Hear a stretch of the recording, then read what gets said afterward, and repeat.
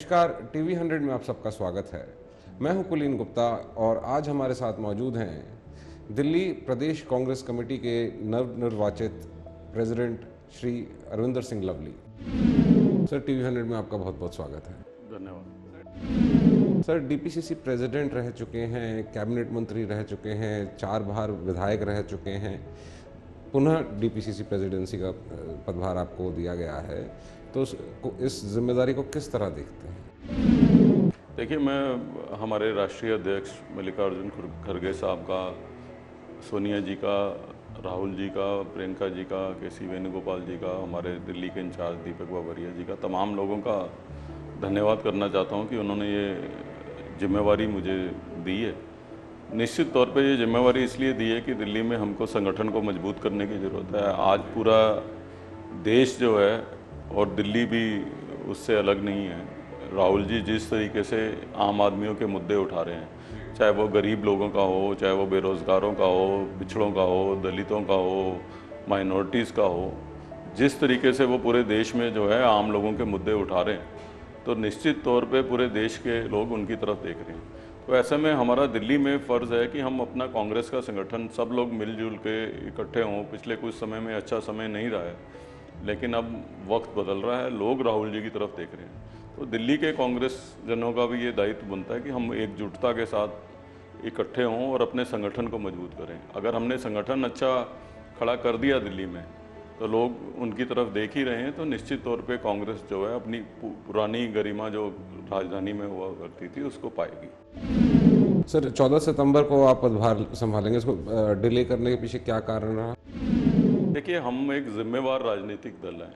हमने ना केवल अपना पदभार वाला डिले किया, हमने अपने तमाम कांग्रेस के वर्कर से ये भी अपील की है, क्योंकि दिल्ली में फॉरेन गेस्ट आ रहे हैं और दिल्ली को साफ़ सुथरा रखना है, इसलिए पोस्टर होर्डिंग भी जो है वो 10 तारीख के बाद ही, 11 तारीख के बाद ही जो है लगाएं, कार्यक्रम के बाद ही, क्योंकि हम जिम्मेवार दल हैं।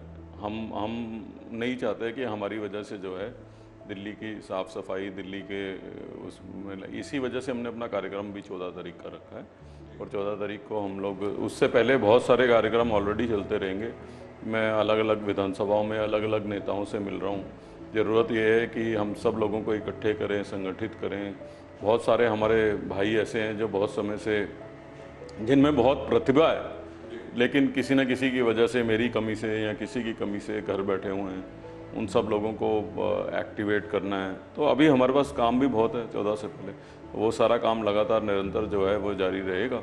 और उसके बाद हम कोशिश करेंगे, क्योंकि एक आदमी कोई कुछ नहीं, मैं सोचूं कि मैं, या कोई ये सोचे कि अरविंदर सिंह लवली अध्यक्ष बन गया तो कोई करिश्मा हो जाएगा, तो एक अकेला आदमी कोई नहीं कर सकता। अगर हम सब लोग मिलजुल के करेंगे तो निश्चित तौर पे कोई कारण नहीं है कि दिल्ली में कांग्रेस जो है वो ना उठे।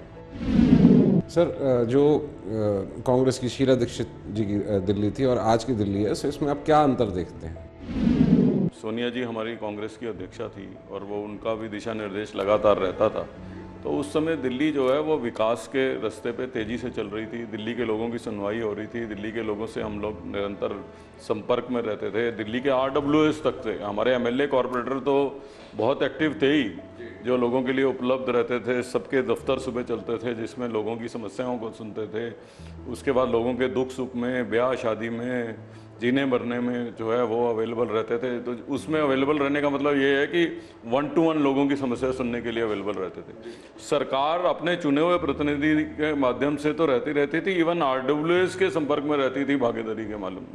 तो दिल्ली के लोगों का और सरकार का 1 to 1 कनेक्ट था। वो कनेक्ट आज मिसिंग है।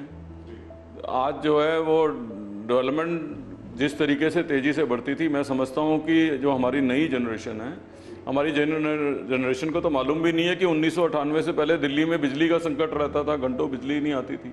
उन्होंने तो ऐसी दिल्ली देखी है जिसमें बिजली 10 मिनट के लिए जाती है, 15 मिनट के लिए जाती है। तो ये सब कांग्रेस की देन है। दिल्ली में मात्र 2 फ्लाईओवर हुआ करते थे जो एशियाड गेम्स में बने थे। आज दिल्ली को फ्लाईओवर की नगरी कहा जाता है, ये कांग्रेस की देन है। तो इसलिए उस समय जो जिस गति के साथ विकास हुआ था वो कहीं ना कहीं थमा है, और उसके लिए मैं समझता हूँ दोनों सरकारें जिम्मेवार हैं। उसमें जो है केंद्र की सरकार की भी, भारतीय जनता पार्टी की भी जो है उतना ही कसूर है जितना दिल्ली की सरकार का है। आपका मानना है अगर कांग्रेस की सरकार रही होती तो और डेवलपमेंट हुई होती?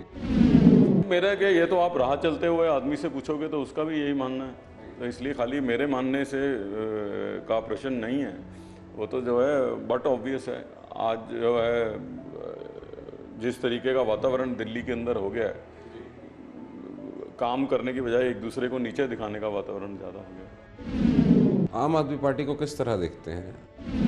देखिए, आम आदमी पार्टी को निश्चित तौर पे मैं ये मानता हूँ कि जिस तरीके का वायदा उन्होंने किया था या जो डेवलपमेंट मॉडल देने की बात की थी या ईमानदारी की बात की थी, उसमें कहीं ना कहीं जो है वो सफल नहीं रहे हैं।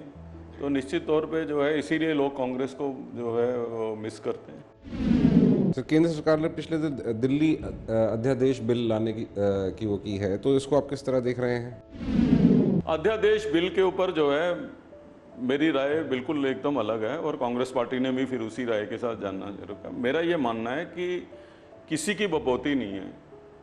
हम 15 साल सरकार में रहे, मंत्री रहे, मुख्यमंत्री रहे कांग्रेस के, आज हम नहीं हैं। आज अरविंद केजरीवाल पोस्ट पे है, कल नहीं होंगे। कोई परमानेंट तो लिखवा के नहीं आता। भारतीय जनता पार्टी भी 5 साल चीफ मिनिस्टर रही नहीं है, तो कोई परमानेंट नहीं है। लेकिन वो इंस्टीट्यूशन और वो स्ट्रक्चर परमानेंट है। उसको कमज़ोर करना किसी भी तरीके से लोकतंत्र के लिए अच्छा नहीं है। कोई भी सरकार में आ सकता है। अगर कोई मुख्यमंत्री अपने चपरासी का भी अगर ट्रांसफर नहीं कर सकता तो वो मुख्यमंत्री किस बात का है और वो लोगों का भला क्या करेगा। तो राजीव जी ने दिल्ली की असेंबली दी और राजीव जी ने दिल्ली की असेंबली जब दी तो 239 AA का कॉन्स्टिट्यूशनल अमेंडमेंट किया। उसमें लिखा कि पुलिस, लैंड और पब्लिक ऑर्डर, इन तीनों को छोड़ के बाकी सब चीज़ें दिल्ली सरकार के अधीन है। तो इन सब चीज़ों को छोड़ के बाकी सब अधिकार दिल्ली सरकार के अधीन रहने चाहिए। और हम लोग 15 साल से ये बात कहते रहे, शीला जी कहती रही, हम एज अ मिनिस्टर कहते रहे।